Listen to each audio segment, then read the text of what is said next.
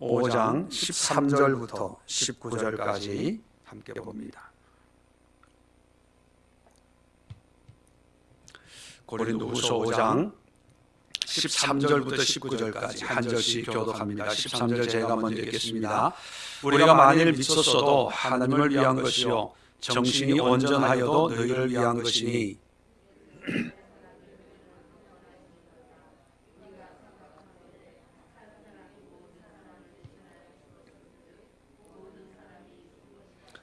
그가 모든 사람을 대신하여 죽으심은 살아있는 자들로 하여금 다시는 그들 자신을 위하여 살지 않고 오직 그들을 대신하여 죽었다가 다시 살아나신 이를 위하여 살게 하려 함이라.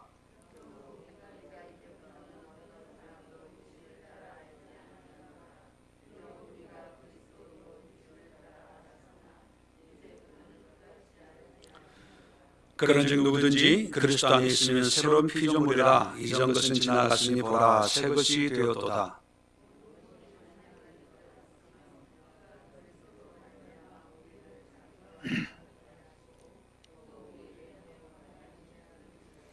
같이 읽습니다. 곧 하나님께서 그리스도 안에 계시사 세상을 자기와 화목하게 하시며 그들의 죄를 그들에게 돌리지 아니하시고 화목케 하는 말씀을 우리에게 부탁하셨느니라.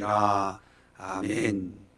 자, 오늘 이 말씀을 가지고 하나님 사랑의 실체라고 하는 제목으로 함께 말씀을 나누고 또 은혜를 위해서 기도하는 시간 가지려고 합니다. 지난 주일 설교를 준비하면서 예수님이 세 가지 기도를 우리 믿는 자를 위해서 기도했는데 그 세 가지가 뭔지 기억나십니까? 첫 번째 기도 제목은 우리의 그 믿음을 통해서 믿지 않는 세상 사람들도 하나님을 알게 하옵소서, 그렇게 기도를 하셨고, 두 번째는 뭡니까? 하나님과 하나 되게 하옵소서. 세 번째 기도는 뭡니까? 나 있는 곳에 함께 있게 하소서. 하나님 나에게 주신 영광을 그들이 보게 하옵소서. 함께 있게 해달라, 그런 기도를 했습니다. 그런데 함께 있게 해달라는 그 장소는 어디에 함께 있게 해달라는 거였습니까? 천국이 아니라 사랑 안에, 하나님의 사랑 안에 함께 거하게 해달라, 그렇게 기도를 했다 말씀을 드렸습니다. 오늘은 좀 보충 그 하나님의 사랑에 대해서 좀 보충 설명을 좀 하려고 합니다. 제가 그런 얘기를 했죠. 예수님과 우리가 있어야 될 것은 사랑 자리다. 사랑 자리, 사랑 위에 우리가 있어야 된다.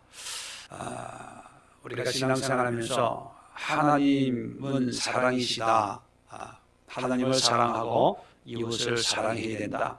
이 사랑에 대해서 참 많이 얘기하고 감동을 받고 또 우리는 하나님의 사랑을 입고 산다고 믿고 있습니다.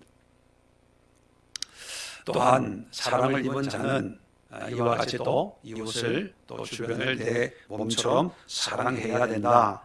그렇게 생각을 합니다. 그러다 보니까 하나님의 사랑은 우리가 늘 경험하고 체험하지만 우리가 이웃을 사랑한다는 것이 쉽습니까? 어렵습니까? 쉽지가 않아요. 사랑할 만한 사람은 쉽게 사랑하죠. 그런데 사랑할 수 없는 사람도 사랑을 해야 된다는 것이 하나님의 마음인 것을 우리가 알기에 힘들여서 애쓰면서 그렇게 사랑을 하려고 노력합니다. 성경에 원수도 원수를 사랑해라, 그런 말이 있는데 사랑을 하려고 노력은 하지만 도저히 안 될 때 뭐라고 기도합니까? 하나님, 원수는 사랑하겠지만 왼수는 안 되네요. 그러면서 우리 스스로에게 좌절합니다. 그리고 성경을 보면서 사랑이라는 얘기가 나오면 하나님이니까 사랑하지, 예수님이니까 이렇게 사랑할 수 있지, 오른밤을 쉬며 왼밤도 되고 걷어달라고 하면 속까지 줄 수 있지, 나는 못해. 그러면서 사랑의 어떤 한 면은 접어놓고 그저 내가 할 수 있는 부분만 그렇게 사랑을 하는 경우가 있습니다. 여러분, 세상에서도 사랑을 노래하지만 성경에도 사랑을 노래하는데 정작 그 사랑의 개념, 하나님의 사랑의 실체를 모르니까 우리가 되지도 않는 사랑을 하려고 노력하고 되지도 않는 사랑을 하고 있다고 착각을 하고 또 하나님의 사랑과 전혀 관계없는 사랑을 꿈꾸면서 기대하면서 신앙생활하는 부분들도 없지 않아 있습니다. 오늘 본문을 통해서 사랑의 실체에 대해서 조금 맛을 보고 이게 하나님의 사랑이구나 한번 되돌아보는 그런 시간이 되었으면 좋겠습니다. 자, 먼저 오늘 13절부터 보면 우리가 만일 미쳤어도 하나님을 위한 것이요 정신이 온전하여도 너희를 위한 것이니 이게 뭐냐면 진짜로 참말로 내가 진심으로 너희에게 얘기한다 그런 의미입니다. 사람들이 우리를 미쳤다고 해도 하늘을 위한 것이고 정말 정신을 차리고 온전한 마음으로 얘기하는 것도 다 너희를 위하는 것이다. 그러니까 미쳤든 제정신이든 정말로 하나님의 뜻 가운데 진실을 얘기하는 거니까 단디 들어라 뭐 이런 의미를 가지고 있는 거죠. 자, 뭘 얘기하려고 하냐면 자 14절입니다. 그리스도의 사랑이 우리를 강권하시는도다. 자, 그리스도의 사랑이 우리를 강권한대요. 자, 예수님의 사랑이 우리를 강권한다. 강권이라는 의미는요, 원어적인 의미는 우리를 이끌고 간다는 거예요. 네. 자, 하나님의 사랑이, 예수님의 사랑이 우리에게 임하면 그 사랑이 우리를 이끌고 가요. 자, 무슨 얘기냐면 우리는 개념적으로 하나님의 사랑이 임했어요. 내가 하나님의 은혜를 깨달았어요. 나 같은 죄인을 하나님이 구원해 주신 은혜에 감격해서 그 다음에 울고불고 하다가 그렇다면 나도 하나님을 사랑하고 내 남편을, 아내를, 가족을, 친구를, 주변을 사랑하겠습니다. 원수까지, 나에게 고난을 준 사람까지 사랑하겠습니다. 그렇게 작정을 하고 이제 그들을 사랑하기를 시작하는 거예요. 이제 새로운 마음이 되어서 이제 밝게 또 웃는 얼굴로 참 친절하게. 그런데 하루가 가고 이틀이 가고 3일이 가면 그 은혜의 마음이 지속이 되면 좋은데 또 사랑할수록 사랑이 커지면 괜찮은데 일반적으로 어떻습니까? 사랑이 뜨거워지는 게 아니라 점점 식어요. 그래서 며칠 지나면 언제 그랬냐는 듯이 여전히 냉랭하고 다시 옛날의 그런 모습으로 돌아가는 것이 일반적인 것입니다. 여러분, 왜 사랑이 온전한 사랑이 되지 못하냐면 내가 사랑해야 된다고 생각하기 때문에. 우리 인간이 사랑하는 사랑은 그 어떤 사랑도 온전한 사랑이 될 수가 없습니다. 왜냐하면 우리 자신이 온전하지 못하기 때문에. 하나님의 사랑은 받았지만 그렇다고 완전한 사람이 순간적으로 되는 건 아니거든요. 죄인에게 하나님의 은혜를 베풀어 준 거지 의인에게 베풀어 주는 사랑이 아니었거든요. 자, 그래서 한번 생각해 보세요. 누군가가 만약에 목사님은 어떤 성도가 제일 마음에 들고 예쁩니까? 만약에 물어본다면 제가 어떻게 대답할까요? 신앙생활 잘하고 예배 잘 드리고 기도 열심히 하고 순종 잘하고 뭐 그런 모습의 성도가 마음에 든다고 그럴 거 아닙니까? 자, 그렇게 얘기하는 순간 내가 가지고 있는 사랑은요 굉장히 이기적인 사랑이 되는 거예요. 그러면 그렇게 신앙생활 안 하는 사람은 미워하는 거예요. 부모에게 어떤 자식이 제일 사랑스럽습니까? 매달 용돈 주는, 안부 전화해 주는 그런 아들이 사랑스럽지요. 그렇게 대답합니다. 그런데 그렇다면 그렇게 안 하는 자식은 미워하나요? 그게 아니거든요. 인간이 가지고 있는 사랑은요, 자칫 잘못 거의가 이기적인 사랑이, 내가 볼 때 좋은 모습, 나에게 유익한 것, 나한테 잘해주는 사람은 좋은 사람이고, 내 가치관에 맞게 사는 사람은 열심히 사는 사람이고, 그렇지 못한 사람은 열심히 안 사는 사람이라고 자기도 모르게, 우리 자신도 모르게 내가 가지고 있는 관점에서 판단하고 사랑하고 또 예뻐하고 기뻐하거든요. 그러니까 내가 뭔가 사랑하는 것이 아니라 오히려 내가 사랑하는 것은 위험할 수가 있어요. 잘못된 사랑을 할 수가 있고 그것이 집착일 수 있습니다. 그리고 그것이 짝사랑일 수 있어요. 요즘에 뉴스에 보니까 쫓아다니는 걸 뭐라 그러죠? 스토커. 사랑의 스토커가 될 수 있어요. 자기가 원하는 사랑만 주고받고 하는. 그래서 끼리끼리 모이는. 그런데 그리스도의 사랑이 우리를 강권한다는 것은요, 하나님의 사랑은 우리를 끌고 가요.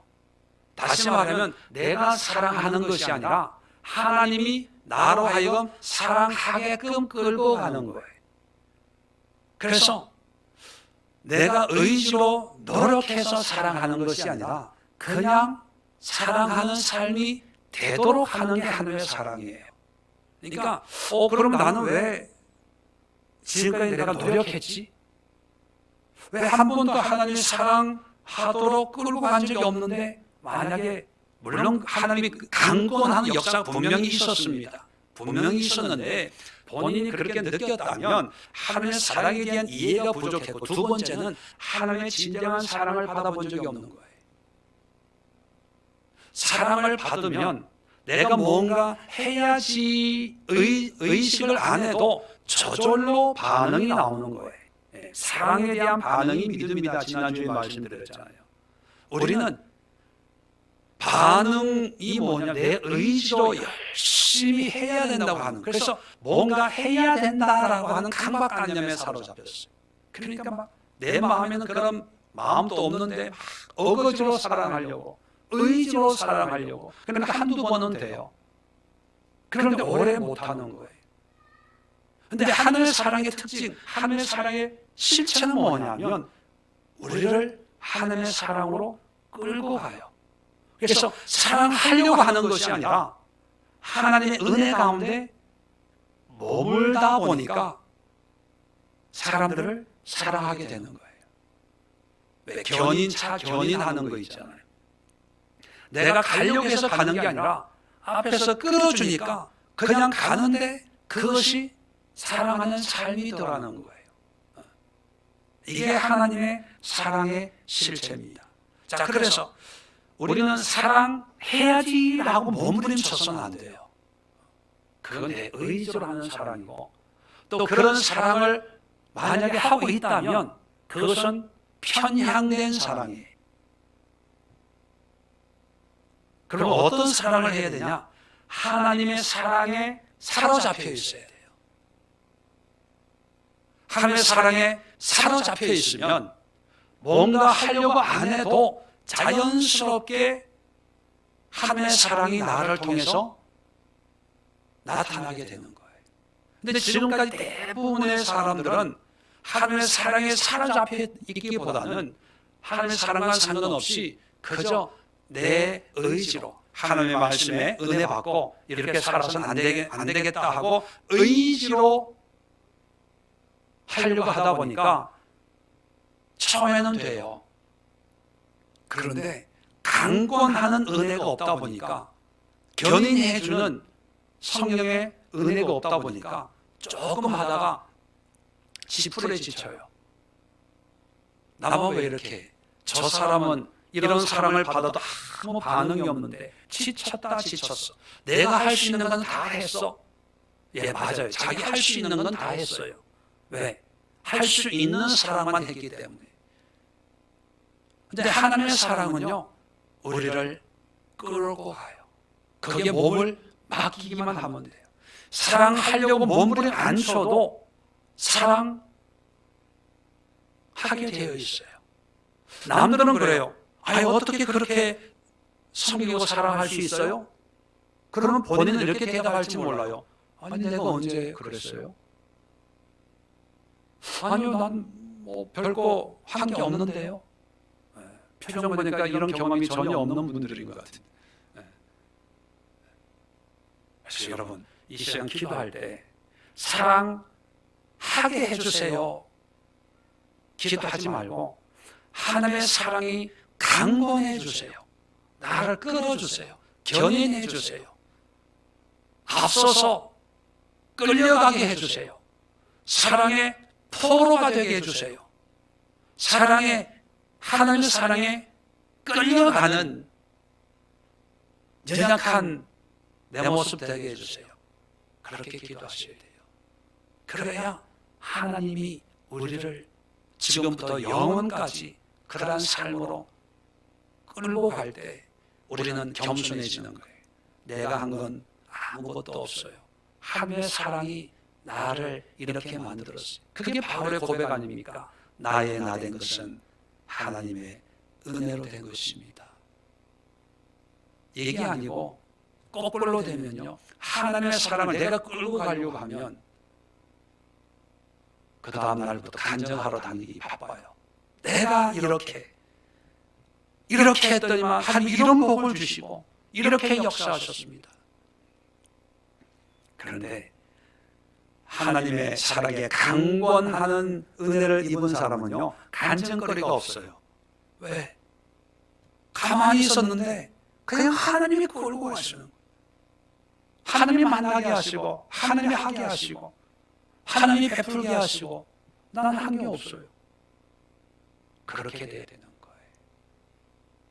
강권하는 사랑의 힘을 이 시간 함께 기도하기를 바랍니다. 두 번째, 왜 하나님의 사랑에 강권하는 사랑을 입으면 사랑하기 싫어도 저절로 사랑하게 될 수밖에 없을까? 그 이유가 두 번째인데, 자 16절을 보시면 그러므로라는 말이 나와요. 그러므로 어떤 결론을 내는 접속사죠. 이렇게 해서 결과가 뭐가 되냐 하면, 그러므로 우리가 이제부터는 어떤 사람도 육신을 따라 알지 아니하노라. 비록 우리가 그리스도도 육신을 따라 알았으나 이제부터는 그같이 알지 아니하노라. 자, 왜 사랑하려고 애를 안 써도 그냥 사랑이 되는가? 그 이유가 하나님의 사랑 안에 머물면 어떤 역사가 일어나냐면, 어떤 사람도 육신을 따라 알지 아니하노라. 육신을 따라 알지 아니한다는 건 뭐예요? 인간적인 감정이나 인간적인 생각이나 인간적인 판단으로 뭐를 분별하고 판단하고 분석하는 일이 없다는 거예요.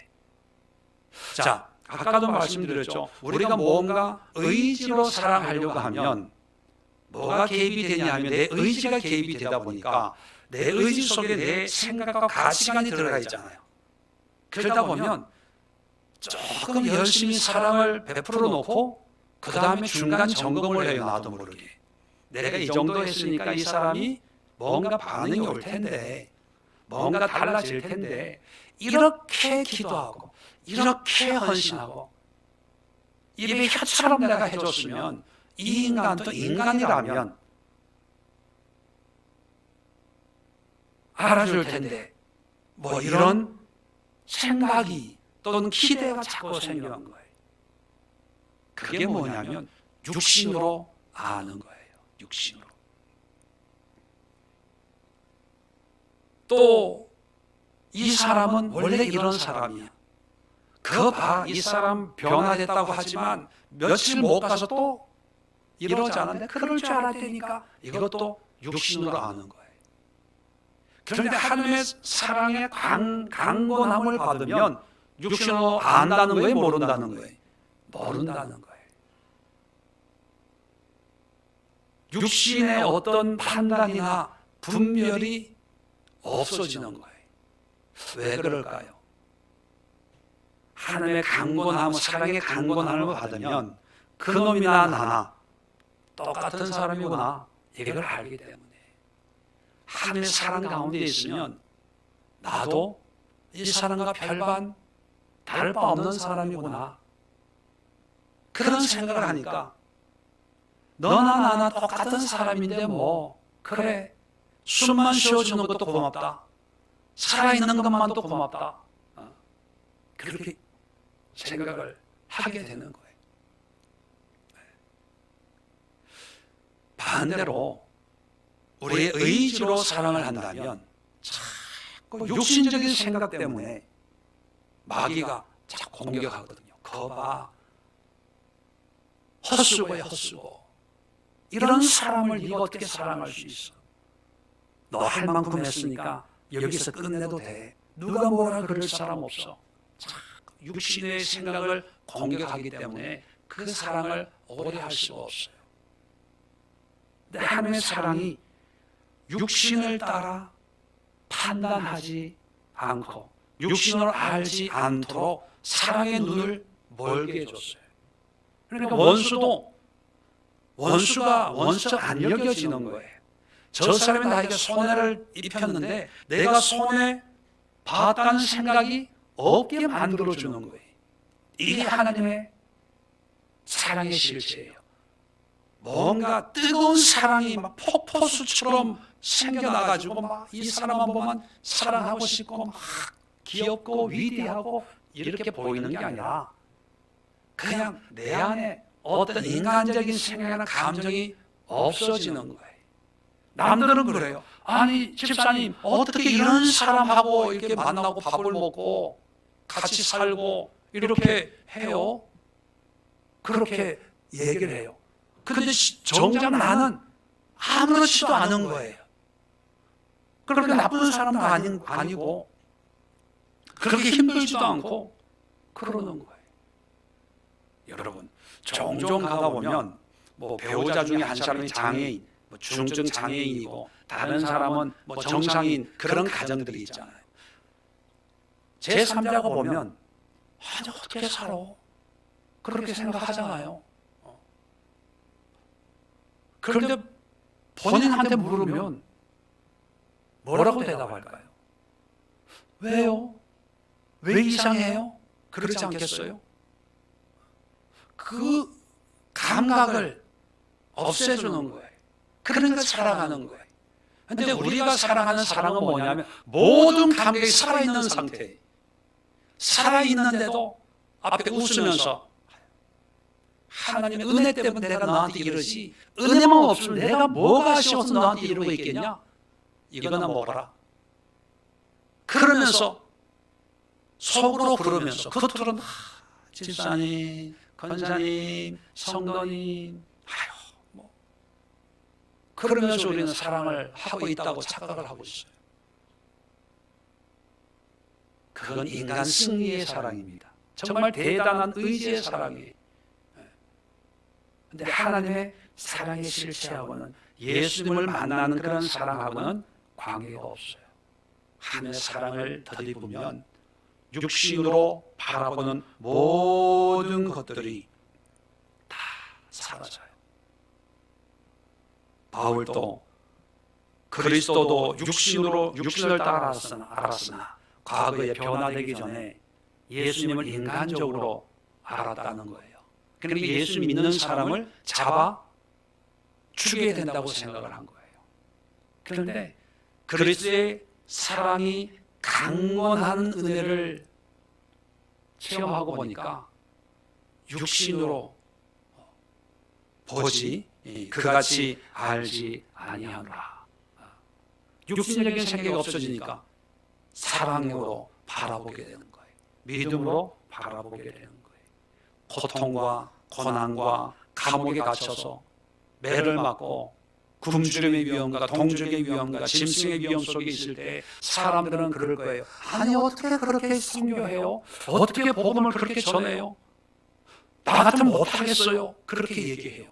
근데 바울 본인은 어떻게 힘들다고 느꼈을까요? 힘들다고 느꼈으면 그렇게 못해요. 그렇게 못해요. 힘들지 않으니까 그렇게 하는 거예요. 그러니까 이런 사랑을 해야 돼. 이런 믿음 생활을 해야 돼. 죽을 똥 살 똥 이런 신앙 안 하는 게 나아요. 그러다가 진짜 죽어요. 남들이 나를 볼 때 죽을 똥 살 똥 그렇게 신앙생활 하는 것처럼 보이지만 나는 그냥 하는 거, 아무렇지도 않는 거, 그냥 이렇게 신앙생활 하는 거 아니에요? 믿음생활 이런 거 아니에요? 그냥 나는 평범한 거, 대수롭지는 않은 거, 이렇게 해야 되는 거라고 생각하는 거, 그냥 그게 하나님의 사랑에 강권하는 은혜의 모습이라는 거예요. 그래서 두 번째 기도 제목은요, 육신으로 사랑하지 않게 하옵소서. 육신적인 것은 가리워 주옵소서. 이게 가려워져야 되는데 가려워지려면 어떻게 해야 된다고요? 첫 번째 기도가 이루어져야 돼요. 하나님의 사랑에 강권한 은혜를 드리게 해주세요. 자, 세 번째가 뭐냐면, 자, 또 17절에 보면 그런즉 또 결과를 또 하나 얘기합니다. 자, 이런 결과를 통해서 그런즉 누구든지 그리스도 안에 있으면 새로운 피조물이라 이전 것은 지나갔으니 보라 새 것이 되었도다. 우리가 너무 잘 알고 있는 말씀이죠. 예수 안에 있으면 새로운 피조물이다. 자, 그러면 새로운 피조물이면 우리가 어떻게 바뀌었다는 거예요? 죄인이 의인이 됐다. 지옥 갈 사람이 천국을 가게 됐다. 그죠? 어둠의 자식이 빛의 자녀가 됐다. 근데 여러분, 그것은 그냥 우리가 이해하는 부분이고 성경을 성경으로 이해해야 돼요. 두루뭉술을 이해하게. 그래서 예수 안에 새로운 피조물 됐으니까 이제 구원받았다 이렇게 결론을 내리는데 성경이 말하고 있는 바대로 먼저 해석을 하고 그 다음에 확대해서 내가 새 사람 됐다 뭐 이렇게 해야 되는데 거의 대부분이 성경이 말하고 있는 거에는 별로 관심이 없어요. 내가 해석하고 싶고 내가 그냥 이해하기 쉬운 그런 의미만을 생각을 하니까 쉽게 미혹이 되는 거예요. 자, 새로운 피조물의 개념이 뭔가를 찾아봅시다. 자, 17절에 새로운 피조물이 됐다고 선언을 하고 있습니다. 자, 새로운 피조물의 내용을 18절, 19절에 소개해주고 있어요. 자, 우리가 어떤 사람이 되냐? 자, 18절 모든 것이 하나님께로서 났으니, 자, 났다는 것은 하나님에 의해서 만들어졌다는 거예요. 우리 의지로 된 것이 아니라 새로운 피조물이 하나님의 창조물이라는 거예요. 자, 어떤 창조물이냐? 자, 그가 그리스도로 말미암아 우리를 자기와 화목해 하시고 또 우리에게 화목해 하는 직분을 주셨으니, 자, 새로운 피조물의 내용이 우리를 하나님과 화목하게 했다는 거예요. 이 화목이라고 하는 개념은 죄로 멀어졌던 사이, 죄로 관계가 불편해졌어요. 죄를 지으면 그 삭이 뭡니까? 죽음이었죠. 죽어야 돼요. 왜? 뭐 쉽게 표현하면 하나님과 원수가 됐으니까 죽어야 되는데, 화목이라는 건 뭐예요? 다시 친해졌다는 거예요. 복수하고 정죄할 일이 없다는 거예요. 왜요? 죄가 없어지게 해주셨으니까. 죄가 있는데도 죄가 없다고 용서해 주셨으니까 화목하게 된 거예요. 그걸 얘기하는 거예요. 자, 먼저 새로운 피조물이라고 하는 것은요, 하나님과 화목해 된 존재가 된 거예요. 자, 두 번째 또에 또 우리에게 화목해 하는 직분을 주셨으니, 자, 우리에게 화목해 하는 직분이에요. 이것은 내가 화목하게 하는 게 아니라 이미 나는 화목하게 됐고, 화목해 하는 직분이라고 하는 것은 뭐예요? 화목하지 않는 다른 사람을 화목하게 하는 그런 일을 감당하는 직책을 우리가 받은 거예요. 이해되시겠죠? 자, 19절에는 좀 더 설명을 해요. 곧 설명을 합니다. 이 두 가지 개념을. 자, 곧 하나님께서 그리스도 안에 계시사 세상을 자기와 화목하게 하시며 그들의 죄를 그들에게 돌리지 아니하시고, 죄가 있는데 죄를 그들에게 돌리지 아니하고 예수님에게 돌려서 이제 화목하게 화친을 맺었다는 거예요. 자, 돌리지 아니하시고 화목케 하는 말씀을 우리에게 부탁하셨느니라. 자, 이게 새로운 피조물의 내용이에요. 뭐냐면 첫 번째 화목케 한 자가 되었고, 두 번째는 동시에 다른 사람을 화목케 하는 직분과 또 뭐를 가졌어요? 말씀을 가진 거예요. 이게 새로운 피조물의 내용이에요. 다시 설명합니다. 새로운 피조물의 내용은 뭐냐면 내가 하나님과 화목한 사람이 되었고, 또 동시에 다른 사람을 화목케 하는 직분과 말씀을 내가 가지게 되어서 그것이 내가 새로운 피조물이 된 거예요. 이해되시겠죠? 자, 그러면 여러분 여기서 이제 중요한 개념이, 사랑에 대한 개념이 나옵니다. 화목케 하는 직책과 말씀은 누구에 의해서 이 직책이 수행이 되고 누구에 의해서 이 말씀이 이루어지게 되는가요? 좀 어렵습니까? 이 직책이 나로 말미암아 화목케 되는 거예요. 내가 전하는 말에 의해서 화목케 되는 거예요. 아니면 예수님으로 말미암아 이것이 이루어지는 거예요. 네, 성경을 보면 18절에도 그리스도로 말미암아, 또 19절에도 하나님께서 그리스도 안에 계시사예요. 예수님 안에 다 내가 화목케 된 것도 예수님이고, 내가 직분을 가지고 다른 사람들을 하나님께로 인도하는 말씀을 가졌지만 이 직분의 말씀 다 예수님으로 말미암는 거예요. 자, 그러면 내가 새로운 피조물이 됐다는 것은 오직 누구로 말미암아 새로운 피조물이 됐습니까? 예수님으로. 예수님으로 말미암아 내가 새로운 피조물이 되었고, 새로운 피조물로서 내가 활동을 하기 위해서는 누구의 도움을 받아야 돼요? 예수님의 도움을 받아야 돼요. 쉽게 표현하면, 자, 그러면 예수 그리스도의 사랑이 강권해서 우리를 끌고 가는데 결국은 어디로 우리를 끌고 갑니까? 예수님께로 끌고 가요. 예수님 안에서 새로운 피조물이 되어서 예수님으로 직분을 감당하게 하고, 예수님으로 말미암아 말씀을 전해서 그들을 하나님과 화목케 하는 그런 사명을 감당하는 새로운 피조물로 하나님의 사랑이 우리를 끌고 가요. 쉽게 표현하면 이런 거예요. 하나님의 사랑의 종착역은 어디다? 예수님이다.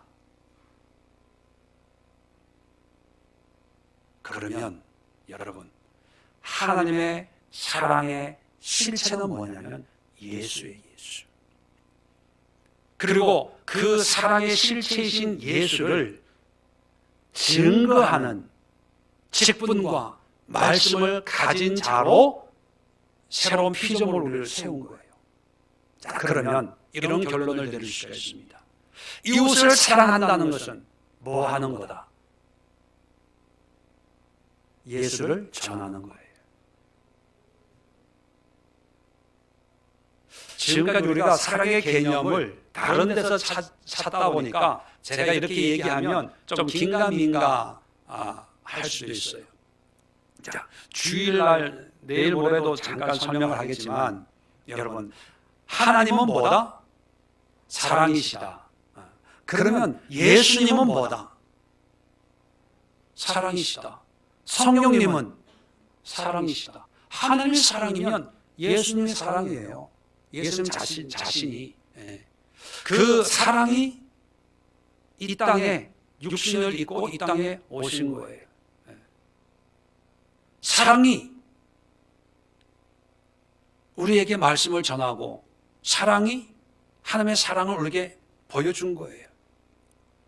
하나님의 그 사랑이 십자가에 달려서 그 사랑을 우리에게 보여준 거예요. 예수님은 사랑의 그 자체, 그 모습이에요.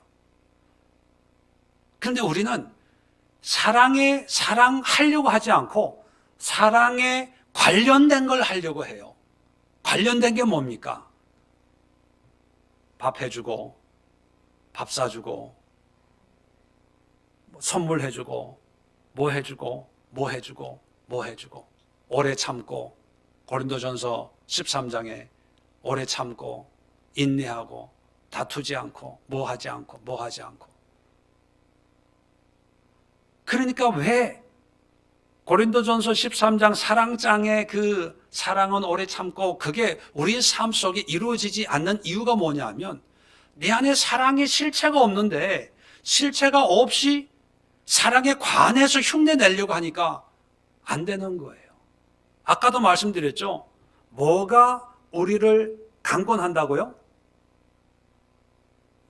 그리스도의 사랑, 예수의 사랑이에요. 다시 말하면 예수님이 우리를 강권하면 그런 사랑을 할 수 있는데 예수님이 강권하는 게 아니라 내가 꿈꾸는 사랑, 세상에 말하는 그런 사랑, 짜릿하고 뜨겁고 화끈하고 끈적끈적한 그런 사랑을 하려고 애를 쓰니까 안 되는 거예요. 왜? 사랑의 실체가 없으니까. 하나님은 하나님의 사랑으로 우리를 이끌고 가서 결국은 사랑의 실체인 사랑의 핵탄두가 되는 그런 예수님에게로 끌고 가요. 그 예수님 앞에 끌고 가서 그 앞에서 그 예수님과 화목해 하는 그런 새로운 피조물로 우리를 만들어요. 그러면 어떻게 될까요? 사랑해야지 할 필요가 없어요. 그냥 그 삶이 사랑의 삶이 되는 거예요. 사랑 얘기가 많이 하면 많이 할수록 어떤 의미냐면 진짜 사랑이 없다는 거예요. 홍수가 나서 물 난리인데 뭐가 없을까요? 마실 물이 없는 거나 마찬가지예요. 그런데 하나님의 사랑, 예수 그리스도 안에 들어가면 사랑의 개념이 없어져요. 왜요? 이 벽이 없어지는 것처럼 무아의 지경이 되는 것처럼 삶 자체가 사랑이 되는 거예요. 예수님이 공생애 3년을 하면서 귀신 들린 여자, 세리들, 죄인들, 병든 사람들, 여러 사람 부정하다고 여겨지는 사람들 많이 만났잖아요. 그 사람들 만날 때마다 야, 피하고 싶은데 어쩔 수가 없다. 보는 눈이 있으니까 이 사람들을 사랑해야지. 할 수만 있으면 이 사람 외면하고 싶은데 제자들이 따르고 있으니까 어쩔 수 없다. 야, 아픈데 어디서 손 내밀어 봐. 고름 뚝뚝 흐르는 거 눈 치끈 감고 고쳐주었을까요? 예수는 사랑하려고 무던히 애쓰면서 그렇게 공생애를 했을까요? 아니에요. 예수님의 머릿속에는 아마 사랑이라는 그 의식이 아마 없었을 거예요. 그러니까 편안한 거예요. 스트레스가 없어지는 거예요. 뭔가 하려고 어거지로 할 필요가 없으니까 삶이 쉬워지는 거예요. 간단한 거예요. 그런데 반대로 우리는 어떻습니까? 하려고 애를 쓰니까 힘들어져요. 그래서 어떤 분들은요, 기도할 때 예배 때 은혜 되도록 안 받으려고 그래요. 왜? 은혜 받으면 내가 사랑해야 되니까, 내가 머리 숙여야 되니까, 양보해야 되니까. 그런데 그 결과를 알아요. 그게 며칠 못 간다는 걸. 그러니까 피곤하니까 하나님 나 다 해봤거든요. 그러니까 큰 은혜 아니면 웬만한 은혜는 주지 마세요. 괜히 은혜 받았다고 해봐도요, 집에 가면 잘해주면 남편이 그래. 교회에서 은혜 받았어? 왜 이래? 안 하던 짓 하고? 이제 며칠 가나? 가다가 역시 옛날로 돌아가거든요. 그럼 한마디 더 하죠. 내가 그럴 줄 알았어. 그러다 며칠 있다가 또 짜증내서 싸워요. 그럼 남편이 뭐라 그래요? 교회도 안 나가는 남편이 교회 가서 기도하래요. 기도 좀 해. 은혜가 떨어졌구만. 원집사 이런 얘기 안 들어보셨어요? 최 집사님 안 들어보셨어요? 들어봤어요? 안 들어봤어? 좋은 남편이네. 여러분, 우리 기도합시다. 하나님의 사랑의 실체를 우리가 알면 엉뚱한 거에 노력하지 않고, 엉뚱한 거에 힘들이지 않고, 허송세월하지 않고, 시간 들이지 않아요. 하나님의 사랑의 실체는 예수님이에요. 예수님에게 사로잡히면 그 예수님의 사랑이 우리를 끌고 가요. 그러니까 사랑 안 할래요 해도 그냥 사랑하게 돼요. 난 한 거 없는데요 해도 주변 사람이 너무 감사해요, 고마워요, 그렇게 머리 숙여져요. 그 이유는 예수님의 사로잡히는 거예요. 예수님의 사랑에 사로잡히면 육신적인 그런 감정이나 이게 다 사라져요. 이 시대에 뉴스를 보면 술 먹고 사건 사고가 나고, 뭐 묻지마 폭행, 뭐 차 운전하다가 왜 그런 거 보복 운전 뭐 이런 것들이 있잖아요. 이게 뭐냐 하면 다 마음이 비어서 그렇거든요. 마음이 비었어요. 이렇게 살기 좋고 이렇게 문화적으로 물질적으로 풍족한 이 시대를 살아가고 있지만 내면적으로는 다 공허해요. 그러니까 죽이고 싸우고 피 튀기는 그런 삶을 사는 거죠. 이렇게 좋은 환경에 살아도 우울증 걸리고 정신질환자가 그렇게 많다고 그러잖아요. 왜 그럽니까? 사랑이 없어서 그래요. 그 사랑의 핵심인 예수가 없어서 그래요. 이 예수를 전하는 게 사랑이. 아까도 말씀드린 우리의 직분이 뭡니까? 여러분, 직분이 뭐예요? 화목해 하는 직분이에요. 말씀이 뭐예요? 화목해 하는 말씀을 우리가 받았어요. 그것으로 새로운 피조물이 됐는데 우리는 그냥 구원받은 피조물로 생각을 해요. 착각을 하는 거예요. 말씀을 말씀대로 믿지 않는 거예요. 말씀이 말하는 새로운 피조물은 예수를 전하는 그런 사람으로 바뀌었다는 의미인데, 과연 이 시대에 믿는 사람들이 예수님으로 화목해하고 화목해하는 말씀을 전하는 사람 몇 명이나 됩니까? 다 그래요. 요즘 목사님 코로나19 시대에 전도 안 돼요. 전도. 그럼 우리가 새로운 피조물 아니에요.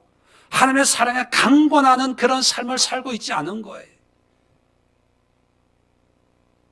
그럼 심각한 문제가 생기게 되는 거지요. 이 시간 기도하면서 우리 자신들, 우리에게 필요한 것이 뭔가? 이 세상을, 하나님을 사랑하고 이 세상 이웃을 내 몸같이 사랑한다는 그 사랑의 의미가 뭔가? 그리고 우리가 새로운 피조물이 되었다는 그 의미가 죽어서 천국 가는 것이 전부일까? 아니면 성경이 말하고 있는 화목해하는 직분과 말씀이 있는데도 불구하고